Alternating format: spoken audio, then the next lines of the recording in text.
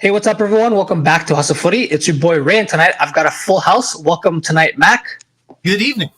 and Gio. What is good, guys? We are here to react to the first round of games from the Euro 2024 competition. Before we get into it, don't forget to follow us on our social media, which is at House of underscore Footy on both X and Instagram.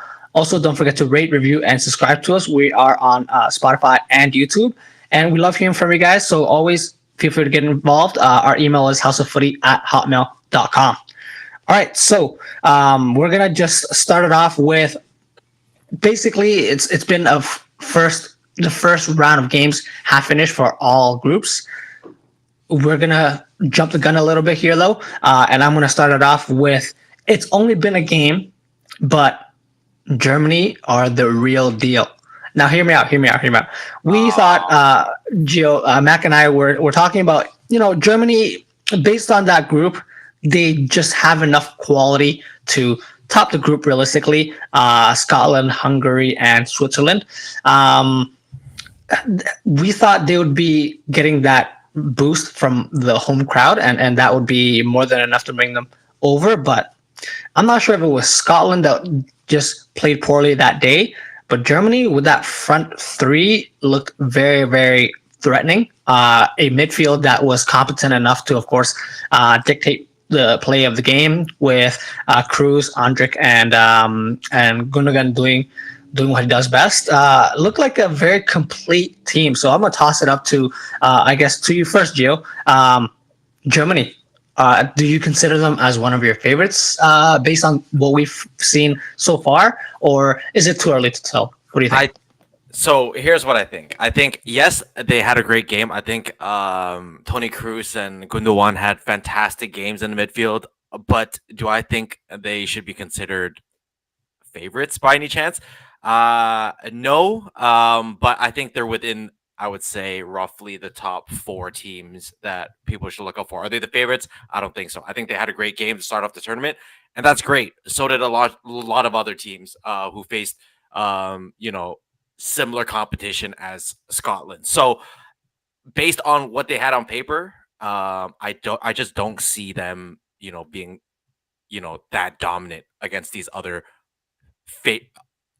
teams you consider favorites. But they looked great though. Yeah, I think the only team to have scored five goals so far this tournament. Mac, was it a matter of Germany were just that good, or maybe Scotland? You may have a little bit closer allegiance to that. They just had a poor day out. What do you think?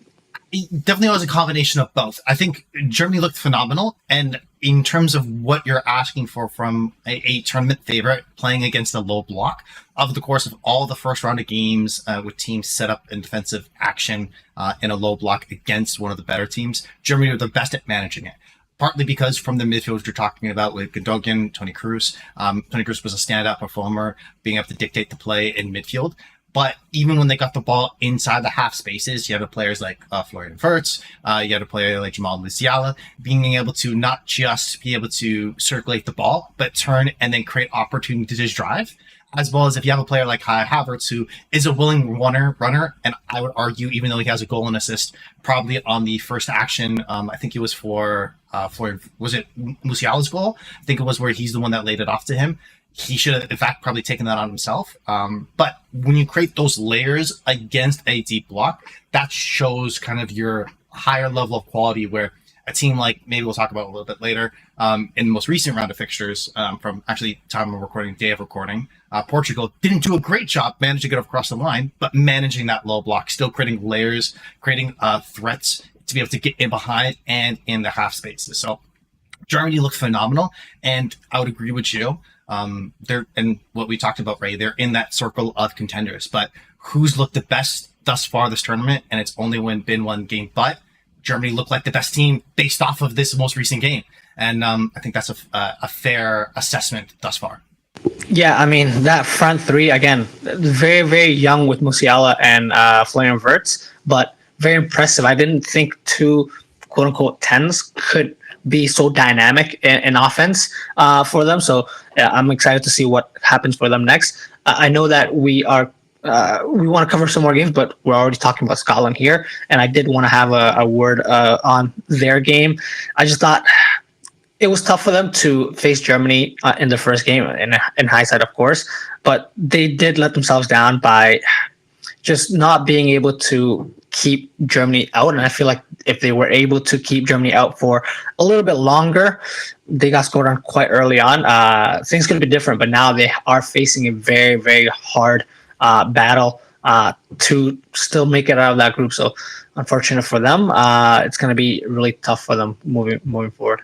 Just to jump into that, the reason why it's because with the red card, you're missing, I think it's Portoles. That's the middle center half for them playing in a back three. So they don't have a natural fit in there. And conceding 5, where in all likelihood, the difference between them getting to the knockout rounds or not, even if all points being equal, is going to be goal difference. And that's huge. So I think that will be the interesting part for them. The good part is that they're facing the other team in their group right now that are similarly had lost. And that would be with Hungary.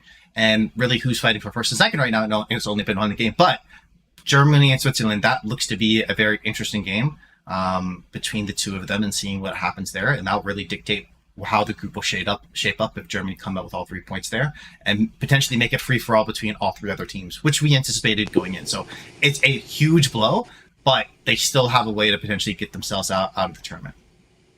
Mac, I think actually Germany is facing Hungary next and Scotland's facing Switzerland. But my apologies. Sorry. Yeah. Still, big game, of course. Switzerland did win, so they're going to have to try to get all 3 points from them in that case. But let's move on to you, Gio. It's only been a game, but anything stand out to you? It's only been a game, but France are no longer the favorites. Love it. France, again, I was very big on them as well, but I mean, based on who they played, based on the lineup that was played, you can argue that, Deschamps was testing out lineups, yada, yada. No, because Deschamps knows what he wants to do. Deschamps has had his run with this France squad, and he isn't kind of playing around with the squad anymore. Pretty much the team he selects first is the team he usually sticks through with throughout the tournament. Everybody looked half a step slow. Everybody looked, disengaged. Griezmann was almost invisible for most of the game. Didn't help there. It just didn't seem right. Everything didn't seem right. Mbappe missing that one-on-one, very un-Mbappe-like. And then he proceeds to break his nose on a shoulder. So everything that almost could have gone wrong for France in terms of a team, in terms of execution, almost did go wrong. If they had gone and drew or even lost the game, I think there would be more coverage on how France are no longer the favorite and France is quote unquote hitting the panic button. But I think deep down inside, nobody in that France camp is happy with the outcome of the game. Oh man, and so of course they did win eventually against Austria 1-0 through an own goal, but like you said, Gio, they had chances, didn't look clinical as they normally are. Maybe they're missing a man by the name of Olivier Giroud starting up front. Maybe just me. But of course, they started Marcus Thuram alongside with Mbappe, who, like you said, Gio, will be out for the next 2 games. It looks like it's been reported he's going to be missing out the rest of the group stage game. So what will we see? Will we see a different style of play? Will we see someone come in to try to replace his productivity? Or is this kind of where it kind of falls apart for France, where we're kind of missing our talisman? Who will step up to actually be the guy that brings us to the next step? And Griezmann, if he's not performing that well, it's not looking like there's a lot of experience within that camp anymore. I say this, of course, I do want to talk about Kanté a little bit, and to you, Mac. But apart from Griezmann and Mbappe, you have Dembele, who is on and off, Marcus Thuram, who hasn't really been a regular starter for this French team. And so you're thinking now, where will the goals come from? It will be interesting to see. But of course, Mac, what were your thoughts on that? So overall, I love where Gio comes from. This is a fire, spicy 10 out of 10 take, and one I would have made, to be completely honest, if he wasn't going to make it first. Marcus Thuram had I think the only way I can put it, had an out-of-body Nicholas Jackson experience at some points. But you guys remember, like, if you guys saw like the 3 step overs, and he shot it, and it looked like it was going out for a throw-in. Absolute gem of a gem. He should sign for them. Makes a perfect fit there. Him, Mudryk, and Nicholas Jackson as a front 3 next year for Chelsea. That just makes me very happy, very excited, and Cole Palmer would be furious. So lovely to see that. Anyway, moving aside that hate. In regards to what we talked about going into the tournament is where France, they have the deepest team and can potentially line up 2 full starting 11s. I would argue their weakest position, in all actuality, is the position Mbappe's in. And behind him, who do they have that's probably a one-on-one, drag-out, traditional winger to be able to create opportunities? Dembele is generally always injured. Thuram's been playing as a striker. Kolo Muani has been very hit and miss. Kingsley Coman rarely starts for his own teams. So I think beside Mbappe, and that's the reason why they lean on him so heavily, there isn't that one-on-one creative force necessarily. So as you said, and to answer your question, right, then for the rest of the group stage, I think, weirdly enough, their best player to create opportunities is going to be Dembele. He's one of the ones where has the pace, has the creative action. We've seen it before I know it's been few and far between, but there have been stretches of game when he was I know it's a long time ago now, at Dortmund, sometimes at Barcelona, when he wasn't injured, where he was one of the best players on the pitch, consistently creating for himself and for his teammates. I think, though, the interesting part, as you talked about, right, in terms of who they are missing, Giroud, he's 37. Can you expect him to play a full 90-minute game in this type of heat? No. And when he did come on, he fluffed his lines even worse than Mbappe did. The weird part, though, just the transition of them, they should still be fine in this group because I would argue, even though the front 4 right now looks a little bit of a mess, only though it's been a game, and you highlighted him, their back 6, primarily with N'Golo Kante, we can see that he's still one of the best defensive midfielders in the world, where it looks like there are 2 or 3 of him on the pitch covering every blade of grass, retaining possession and winning possession and getting France on the front foot. And their back 4 looked extremely solid. Hernandez, Liba, Upamecano, and Jules Koundé. I think that's probably the best back 4 in international football right now. In possession, defending, in every aspect in terms of even just pace across the line, there isn't a huge weak spot. The weakest player on that is Upamecano, in my opinion. But on his day, he's still a really quality player. And if something does even happen to him, they have options there. So I think they should still be fine overall in terms of what they should be able to get out from the group stage and allow Mbappe to come back. But without him in the meantime, how many goals they're going to score? When he does come back and he's wearing a mask, how is that going to impact in his play, his aggressiveness? I think that'll be interesting. But if I'm France, I'm not pulling a flyer line. It's not a 10 out of 10 stress mode. But I am getting a little bit concerned, even though it's just been one game. And of course, they are facing the Netherlands next, who did also win. So that we can talk about that a little bit more. But of course, I want to give it the floor to you, Mac. Any other games stood out to you? Any big conclusions that we could jump into? So for me, it's only been one game, but the weird part is it's not only been one game.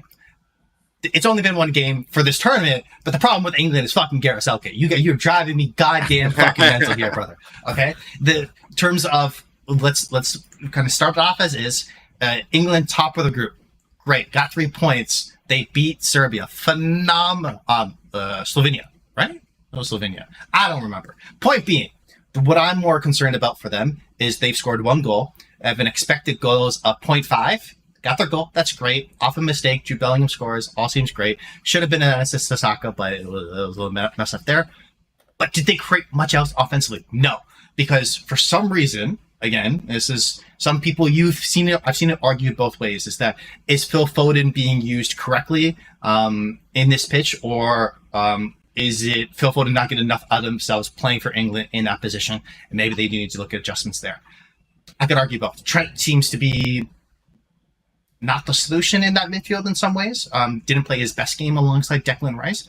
Defensively in the second half, it did look a little bit shaky at some points. So yes, it was against Serbia. But I think the question really is, if you look across the team and we're questioning France, who should that mean we should feel most confident about? Germany, no. It should be England. They should be the second favorite. But having a very lackluster win, I understand it was a win. I'm on the same page there. And you at least want to come out of the tournament round, even though you can kind of grow into form. Things may end up playing better, but it felt like you got nothing out of Harry Kane. It felt like you got nothing out of Phil Foden out of the game. Jude Bellingham, I still think is not playing in his best position. So it's only been one game, but it's actually been a lot longer than one game. The problem with England is Gareth Southgate. Gio, any thoughts there? No, I wholeheartedly agree with everything Mac has said. They look lackluster. Arguably one of the best lineups on paper, but very underwhelming. Very underwhelming. Granted, if they faced any other team, even if they faced Croatia, a team that we see get kind of pummeled in sports terms, they would have. I think they would have struggled against a team like Croatia, although Croatia got beat. Croatia just is able to get through seams, is able to attack the wings a little more. And I think England would have struggled against a team like Croatia, even though Croatia got beaten. But it just didn't look great. Even the goal, yes, it was a good goal in the sense, but very defendable. It was more so poor defending than good goal. And people, obviously England fans are very, patriotic. I think is the word, but there are such thing as bad losses. You can play a game and still manage to win, but still play very poorly. And I think overall, that's the overarching theme we have here is that England, although consistently has the best lineups on paper and best rosters on paper, they can't manage to score goals. They can't create chances from open play. And it's really hurting them. Although, like Max said, it's one game, but it's really not one game. It's been happening under Southgate's regime for however long he's been England manager, and they have yet to kind of nip it in the butt by moving on because they believe in him.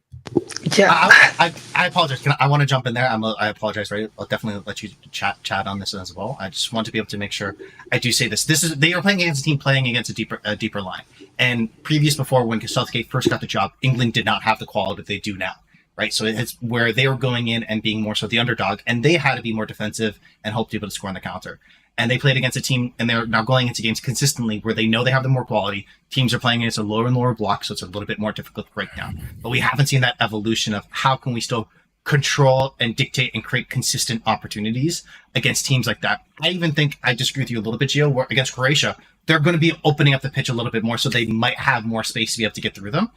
But that also sometimes may expose potential weaknesses in that England midfield, right? So does that give us other questions? They're facing Denmark next, and that's a team we can assume is going to play a deeper line as well, but they're going to do a much better job than Serbia in possession of trying to create opportunities. So very much, it's still a learning process for England throughout this tournament. But again, it's just a slight concern. I apologize, right? No, that's totally fine because you guys covered everything I would have mentioned. My question to you, and of course we don't know what's going to happen, but let's say we are Gareth Southgate as a collective.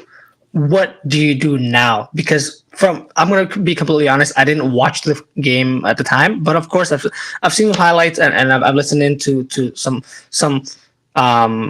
commentary on how the game played out. It sounded like after England went up 1-0, the drive to go and get that second goal, that third goal isn't there. And it's kind of what separates them. I think, Gio, if I'm putting words in your mouth, the teams like France and even maybe Germany and or Spain, who even after they scored one, they're going for the next one. Do you then, maybe I'll toss it to you, Mac, I'm sure you've thought about it a little bit. Phil Foden was the player of the season in the Premier League. Arguably, well, not necessarily arguably, most people's consensus, the best league in the world. If we're not getting the best of him as an England squad, how do you switch things around? Do you kind of move Bellingham deeper, Foden into that 10, someone else in that left wing position, and then drop Trent Alexander-Arnold, who I think we can all agree wasn't on his best day? How do you switch it? And of course, you can. I want to hear your input on this as well. So a couple different things. One, in regards to Foden, it seemed like in the attacking third, they wanted to be able to have Foden tuck in to be able to join in with Bellingham and play more of that traditional 10 in possession in the final third and allow their left back to be able to go into overlap and create opportunities on the outside. Problem is, it's a right-footed player with Kieran Trippier. So that actually kind of negates that benefit where he has to then come back on his right foot to be able to create opportunities. If that's potentially a Luke Shaw in that position, that may be in the offensive third where you might get a little bit more of that marauding run down the line to create more a natural width. That, I think, theoretically could make sense, but Luke Shaw's been injured, so you've known this already. He hasn't really played prior to the tournament, didn't have, I'll say, a very healthy season for Manchester United, so you can't expect that to happen. So what is the obvious answer there? Something that he's never done is to play him in his best position, play him as a 10. But again, that problem has always been where, because Bellingham has done such a good job for Real Madrid, playing as a 10, and he's the number 10, let's play him in the 10 position. I would argue that's not his best position. That infuriates me to no end. So that seems like the only logical solution if, in my opinion, you're going to keep the same formation, the same system with Bellingham there, is you don't play Foden. And I think that's a misuse of talent, in my opinion. But if Southgate wants to stick to a system, I would argue you need more of a traditional winger out there. If it's an Eze, if it's an Anthony Gordon, for God's sakes, if it's Jared Bowen, hopefully not, because it really shouldn't be Jared Bowen, but someone else there that's going to create that more width and do a similar role on that left-hand side to what we saw in previous turns that did well for England, which was Raheem Sterling. And I think both Anthony Gordon and Eze on their day can do a facsimile of what Sterling can do in the final third, quick on the ball, being able to take the player one-on-one, try to be able to get in behind. I think that could work well. But I think it's just either a misuse of resources or there needs to be a change in the starting lineup to get better results in the final third. And the same question to Gio. Is that sort of where you're leaning towards? Is it because maybe you have such great talent in Kane, Bellingham, Foden, and of course even Saka, who I think one of the standout players from this game. Right. There's just not enough footballs around for them to get on the ball and create something. What do you think? Is it more so like the player selection, or these guys maybe kind of like the golden generation where it just doesn't work out with them? What do you think, Jeff? No, I think Mac just touched on it, and you just touched on it, is that I think it comes down to player selection. Right now, Southgate is forced to play his best 11 players, not his best team, his best 11 players. And if he doesn't play the best 11 players and he loses, then, Southgate didn't play the right players, right? Why is Phil Foden not on the field? Why is Jude Bellingham not on the field, right?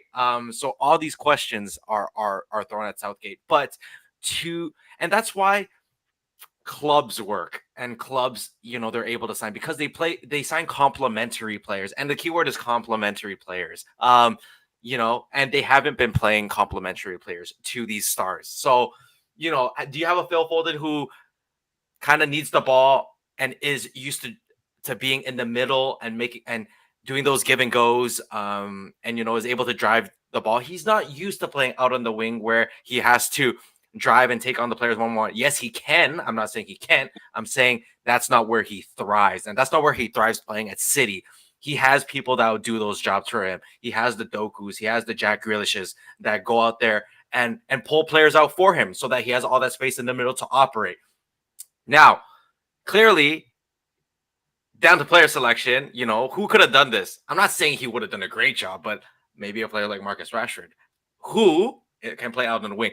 And Max shaking his head right now, but it's not on the team. I know he's, but I know. But to that point, the last time, I believe the last time Gareth Southgate managed an England side that scored more than maybe 2 goals or 3 goals, I think, where he scored 6 goals in one game, was his U21 squad that he managed. And guess who I think it was a under 21 England squad where guess who was his front man, or guess who was his leading goal scorer? I believe it was Marcus Rashford. So I'm just saying there's a lot of things and that Southgate may have gotten wrong already, but he needs to start playing players that complement one another instead of just your stars. Yeah, I mean, I think we can all agree now at this point we don't want to be Gareth Southgate, and he does have a really tough job. Of course, as we can not even us all three talking about this, we can't really agree on it. So, yeah, he's stuck in a difficult position. But at the end of the day, Matt, you said it right. England won that game, top of the group. So we're just gonna have to see what happens next. So let's take a quick break here, guys. We'll be back covering some more of the reactions from the first set of games. So stay with us, guys. Welcome back to Hustle Footy, guys. We are going to continue our podcast now. We're going to toss it to Mac now. Let you cook. Is there a specific upcoming game you're looking forward to, or a specific matchup, or something that stands out to you that you'll be looking out for in the next round of matches? I think this answer for me, this is so easy, this is so important, and so funny in some different ways. But I have to be looking at this key game and potentially an end of a generation if it doesn't work well. It's the Belgium versus Ukraine game. And I don't think there is a bigger downgrade from club football to international football, other than Kevin De Bruyne looking for a through ball from Lukaku, but then potentially, as you mentioned earlier in our break, isn't that supposed to be Holland? Like, what's going on here? You know what I mean?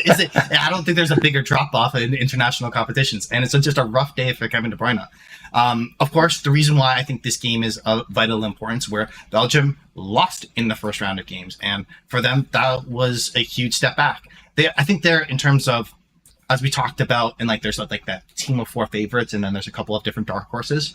I would argue going into the tournament, Belgium are one of the lower ranked dark horses, I think fairly so, but were teed up to easily walk out of their current group, which I personally think, and when you're just looking at it in terms of numbers, is pretty much a softball where you're not really having, I would argue, any real stiff competition of something you would be worried about, where between Romania, Slovakia, and Ukraine, they should have seen themselves walking out, I would argue, with at the very least 7 points, if not 9 points. And anything below that is a failure. And they've already set up to do that.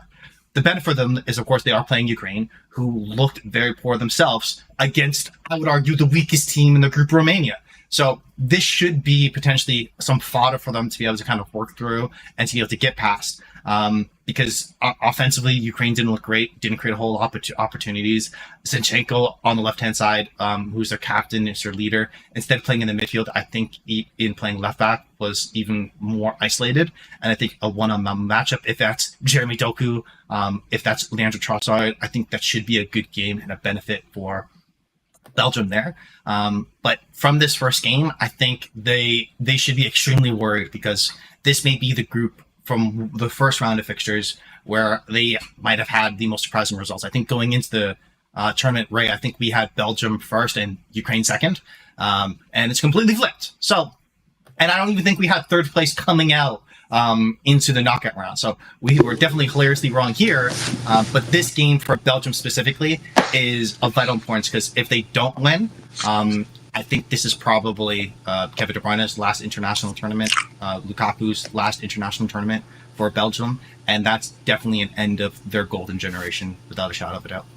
Yeah, that is a very tough result for Belgium, who, granted, they were, of course, the team that created the most chances. Now, they had a couple of goals ruled offside. I'm sure everyone's seen the Lukaku memes all over social media. A little bit unfair, but ultimately you got to put the ball in the back of the net, especially if you're expected to top the group like that.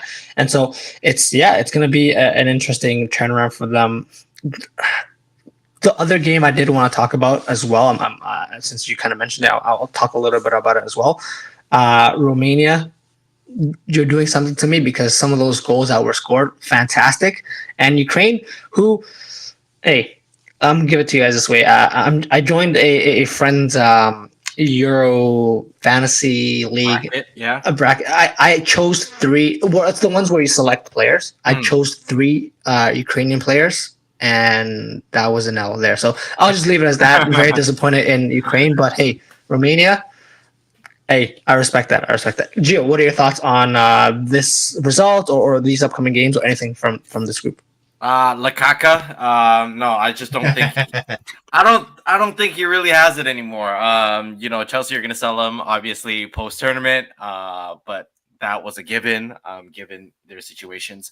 But yeah, Didn't look great, but I do think they will still make it out of the group. But I think they'll make an early exit post group stage. They just don't have the depth. You're relying on a Jeremy Doku, to kind of create your offense. And we've seen how that kind of turned out when he went to the Premier League. There's a lot of times where, he kind of force moves and really get down on himself and the mistakes tend to overcompensate and kind of pile up on him. But yeah, you can't rely on one player. Football is not a one-player sport. If everybody around you isn't doing their job, as in Lukaku, as in the Dokus, it's hard for KDB to really shine. How many 25, 30 yarders is he really going to hit in one tournament? I would put that, under one potentially. I would take that bet. With that being said, Belgium have a tough, group. Now, seeing it in hindsight, they have a tougher group than they expected. I do still think they'll make it out, but it's going to be a tough tournament for them. Yeah, I totally agree there. We'll see what happens then. Gio, I'm going to toss it to you now.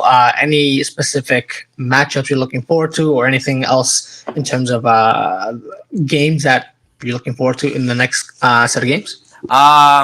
This is not the main game I want to talk about. I just want to briefly touch on it, but I think everybody's looking forward to it. It's going to be Spain and Italy.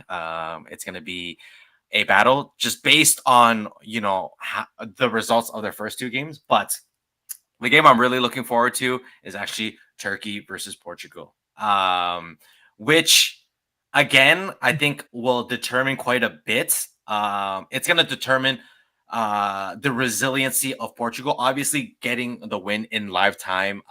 They came back and won 2-1 after being down late in the game, around the 68th minute, I would say. But to rally back and to be able to score 2 goals and continue to not concede was, I think, huge for them. Now, I think they had a plethora of chances this game to score early on, but failed to. So I think that's the biggest thing for them next game. If this offense were to click, it's hard to stop them, and it's hard to stop the floodgates. I think, just given the aerial threat that Leao is, that Cristiano Ronaldo is, I think is phenomenal. And then you have the long shots from Joao Cancelo. You have the long shots from Diego Jota, Bruno Fernandes, just to name a few. And even Diego Dallo, who isn't afraid to let it rip from further outside the box. There's just so much offensive threat here. It's a matter of them clicking. And if they build on what they started this game and near the end of this game, I think they'll have a great time. But their defense, I think, is still a little shaky, especially in transition. You have an older backline. Well, you have an older Pepe leading that backline. The closeout wasn't strong on their goal conceded today. So it's going to be very hard because you have to play against Turkey, who holds the one and only Arda Güler, who scores bangers apparently. So that's going to be a tough matchup for both sides, and this is going to be a clear tell sign of how Portugal is going to progress the rest of the tournament, I believe. Yeah, Mac, I'm going to let you cook on this one because I know that you were excited when you brought this up. Let me hear you cook, and then I'll give you guys my thoughts. I think Gio's absolutely spot on. I think if you're looking at offensive talent, they're one of the best teams in the tournament. They're in that conversation of being in favorites.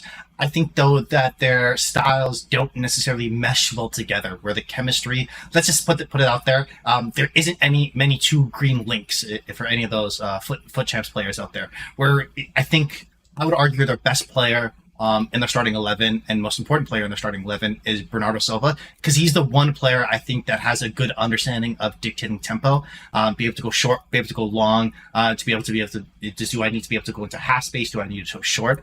I think he's the most complete player at that, where you saw a lot of moments in this game where Rafael Leao would want to be able to slow down the tempo to a crawl, try to take his player one-on-one, and then Ronaldo 2 seconds later would be like, you know what, I'm a little jealous. I want to take my turn out in the corner, see if I can beat a guy one-on-one like that.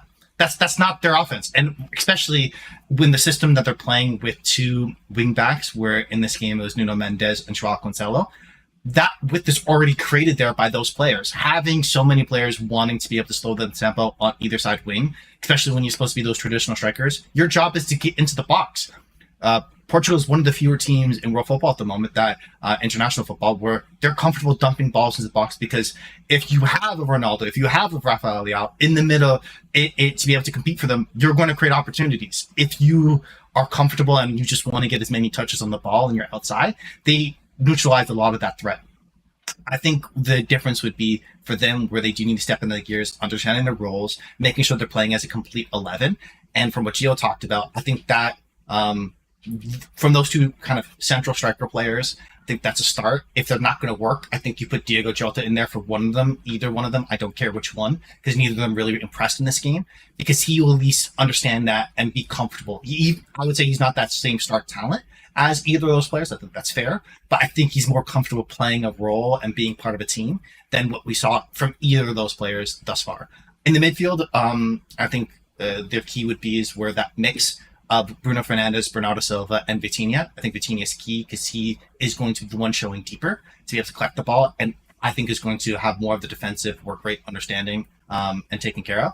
But I think Bernardo Silva needs to try to very much do what Bernardo Silva is doing, where it seems like a lot of the time where he's like, okay, let me see if I can play that first time long ball, that transitional play in some of those moments and trying to kind of poof the ball. What he needs to do for Manchester United for them to create in transition. But that's not, I would argue, where this Portugal team is going to score a lot of their goals. I think he needs to be a little bit more comfortable controlling play, dictating possession, trying to be able to get in behind as well to create different layers on the pitch and allow Bernardo Silva to do more of that work. I think that is where they make it some success. So from this initial game, I'm a little bit hesitant about the result, but similar to England, they won. I would argue, even though Turkey looks phenomenal against Georgia, they faced Georgia. So, how much are we really going to take away from that? Hey. So I think I don't mean to be disrespectful, but I am going to be a little bit disrespectful. I think Portugal should still beat Turkey quite comfortably, if not by a couple of goals. They just need to, I think, understand their roles a little bit better and allow them to grow as a team versus a bunch of individuals. And then they'll be that team that we've talked about going into the tournament that should be a huge threat, especially if they finish top of the group, their side of the potential bracket, to even go on to win the tournament. That's right. Yeah, it's all eyes on Portugal, and I do agree with all of us. Of course, Portugal should finish top of this group, but since you guys covered Portugal in such depth, I do want to have a word for Turkey, because that Turkey and Georgia game was a banger. Not just because Arda Güler scored one of the bangers. It was just so back and forth. Not this tactic, keep the ball out of possession, defensive shape. No. We're going straight at each other's throats. Quarterfinal pace, because there's nothing to hold back. And our players are just so raw. There's no necessarily, and it might be disrespectful, but there's no one that's out there, maybe apart from Kvaratskhelia, who is going to think about taking a touch and setting up a 1v1. No. I'm going at the player, and I'm either you following me or I'm getting through and I'm going to create a chance. And that game, if you guys haven't been able to watch it, or you guys can watch some highlights, I suggest do so, because it was a fantastic game between those two. Georgia actually very unfortunate not to get at least a draw. But of course now Turkey did finish it off at the end with Artukoglu there. But Mac, I know you mentioned this to me as a question leading up to this podcast, how you want to maybe discuss, and maybe we can discuss this later on, a player that might have a big move in them after this tournament. And I'm not saying Arda Güler is going to go for another big move now that he's made it to Madrid, but I think a lot of teams will be looking to sign him at least on a loan next season. He's, I think, the opposite of Gio, what you mentioned with Lukaku, where Chelsea can't wait to get rid of him. Other teams will be very much fighting for the chance to sign Arda Güler. So that's just what I want to say on Turkey. That game is going to be fantastic. So Gio, you have a thought? I think that Arda Güler statement can go either way. Whether Rodrigo has a good or bad Copa America, maybe he goes on loan and Arda Güler takes a bunch of his minutes, that will be a gaping hole there. But hey, who knows? I don't want to spend too much time on Real Madrid because that's the greed they talked about in the Bible that should not be allowed. People should try to be because they have too many players. There should be. I think it is a separate chat, but I think we're talking about realistically they have 9 players that need to play 5 positions in a starting 11. So somebody's got to go, and a couple got to go on loan. And to be honest, I think all of our teams that we support, Hey. we wouldn't mind taking one of them, right? You get one, I get one, we all get one, right? And then we all Down. have an Odegaard, right? Where Real Madrid abuse their resources and someone else takes advantage. I'm all in for that. But let's move on then, because of course we pretty much covered every group except for the other group that Joe, you briefly mentioned. That Spain-Italy game is going to be fantastic, and I'm going to let you guys cook on that. For me, it's Croatia-Albania. Croatia, we're of course losers against Spain 3-0. Not necessarily a one-sided game. Actually, Croatia were able to hold more possession of the ball compared to Spain, which some stat. Basically, one of the only games, or in a while, that Spain conceded more possession than the. They conceded more possession than they actually held it themselves. So that being said, though, Croatia still lost 3-0, and they're gonna have to bounce back. If I got this correctly, Kovacic and Modric were taken off fairly early in that game with an eye out for this game against Albania, because they're going to need to pick up all 3 points here if they want to have a chance to move forward, right? You hope that Italy and Spain take points off each other and they help you out that way. But Croatia, it's all on you. Arguably could have had a penalty and a red card towards the end of that Spain game, but hey, it didn't happen. It's all on you now. And really, very much like Mac, what you were talking about, could this be Belgium's last chance at a golden generation? Croatia, I think, is very much on that again. But Gio, I'm gonna let you cook. Maybe do you have anything on this Croatia matchup, or maybe something that you watch from Spain, Croatia, and Italy, Albania that you want to bring forward towards this Spain Italy game? What do you think? Expect almost a bloodbath in the Croatia Albania game. I think they're going to get very physical, but it's going to be a fun game to watch, especially for a neutral. And that goes kind of similar to the Spain-Italy match. I think it's going to be a lot more technical than people believe, just because Spain, obviously, this new younger generations stepping in, excited to see what they can do, especially with Yamal, who has already impressed fans across the world with how he's played in the first game. That with obviously Rodri is always a fun time. But yeah, I think my eyes will be more peeled to the Italy Spain game. I just want to see the tactics. This will kind of reconfigure who we consider in the contender groups, to see who will be the favorite. Will Spain, see themselves in the semifinal? You can really gauge off these games because these are two of the top teams in the tournament, let alone their groups.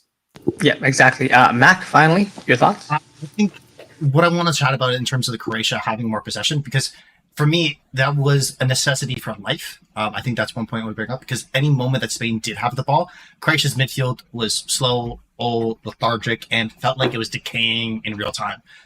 And having played Guardiola as a left back in this game for them, it seems like, I don't know if that's necessarily their long-term tactic. I understand he's played that more so for Man City, but he's played his best football, in my opinion, when he was under Croatia playing as traditional centre half. I'm not too sure of the depth options there, but I would be concerned about that. I think it may be, though, in some cases, a kind of a rock, paper, scissors situation where one is generally a little bit better against the other, where you don't have to worry, I guess, as much in transitional moments from an Italian team as you did necessarily for Spain. So Croatia should benefit a little bit more there, whereas maybe the defensive structure of how solid Italy's at the back with a goalkeeper like Donnarumma, a center half like Bastoni playing there kind of as a stalwart, where Spain might find it a little bit more difficult to be able to create opportunities to get behind for Morata, and that seemed like a big threat for Spain. So they might in some ways cancel each other out from play styles. So I think Croatia should walk through Albania. That shouldn't be an issue.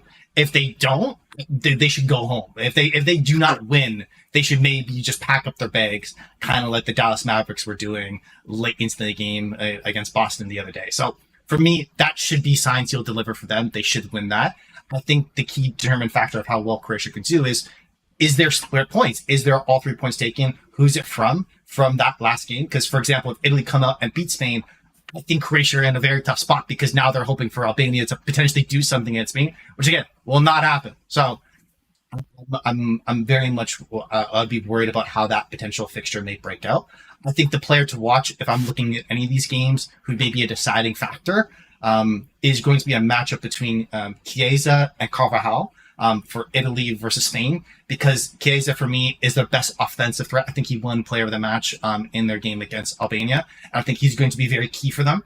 But Carvajal has been in the form of his life, scoring goals, that little rat bastard. We'll see what he's able to do on the defensive end on the other side. But again, I think that's the matchup I'm looking at. Very excited how that turns out, because that will be very much, is that group potentially open for anyone to finish in top spot, or is it going to be done after this second round of games if Spain pick up all 3 points? Yeah, so a lot of football to watch, guys. So we're definitely not disappointed here. This concludes our podcast for today, though. If you guys like what you heard, please like and subscribe to us on our social medias. That's at @houseup_footy. If you have any comments, suggestions, or general banter, get in touch with us via email as well, houseoffooty@hotmail.com. Next time you hear from us will be Monday when we review the second round of matches from this year's 2024 Euros. But until then, thank you, Mac, for joining us. Peace out. Thank you, Gio. Peace. See you guys.